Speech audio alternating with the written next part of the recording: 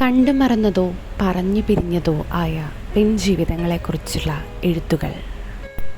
അവതാരികയും അഭിനേത്രിയും എല്ലാമായിരുന്നിട്ട് കൂടി അശ്വതി ശ്രീകാന്തിൻ്റെ വരികളോടുള്ള ഇഷ്ടമാണ് കാളിയിലെത്തിച്ചത്. പെണ്ണെഴുത്തിൻ്റെ 9 ഭാവങ്ങൾ 9 കഥകളായി വിരിഞ്ഞപ്പോൾ അതാർക്കും മറക്കാനാവാത്ത ഒരനുഭവം തന്നെയായിരിക്കും സൃഷ്ടിച്ചിരിക്കുക. കെട്ടിയ മുടിയൊന്ന് അഴിച്ചിട്ടാൽ മതിയല്ലോ പെണ്ണുങ്ങൾക്ക് ആള് മാറാൻ.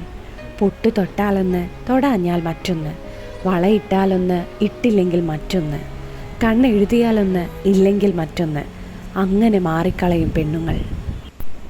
ഇത്തരം വേറിട്ട വരികളോടുള്ള ഇഷ്ടം തന്നെയായിരിക്കാം ഈ പുസ്തകത്തെ ഇത്രമേൽ നെഞ്ചോടടുപ്പിച്ചത്. അതുതന്നെയാണ് അത് നിങ്ങൾക്കായി പകർന്നു തരണമെന്ന് തോന്നിയതും. വായനയിൽ ഒരു ഇഷ്ടം ഒളിപ്പിച്ചു വെച്ചവർക്ക് ഒഴിവാക്കാൻ കഴിയാത്ത ഏറ്റവും മികച്ചൊരു പുസ്തകം തന്നെയാണ് അശ്വതി ശ്രീകാന്തിൻ്റെ കാളി.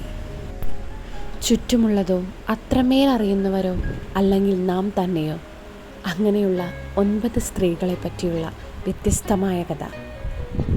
വായിച്ചവരുടെ അഭിപ്രായങ്ങൾ പ്രതീക്ഷിക്കുന്നു.